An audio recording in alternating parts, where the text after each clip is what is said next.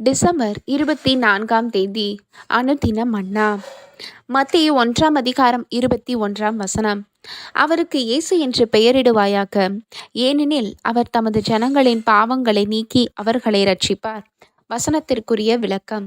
தெய்வ சித்தத்தின்படி நம்முடைய இரட்சகரின் பிறப்பும் அவர் மூலமாக அருளப்பட்ட சுவிசேஷமும் தெய்வ பிள்ளைகளின் விசுவாசத்தை பலப்படுத்தக்கூடியதாக உள்ளது.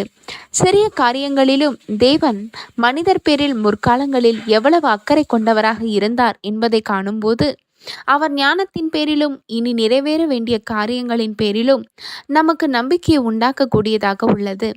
அவருடைய வெளியேற பெற்ற வாக்குத்தத்தங்கள் பெத்லகேமில் பிறந்த அவர் குமாரனான கிறிஸ்துவின் மூலமாக நிறைவேற்றப்படும் என்பதும் தெளிவாகிறது.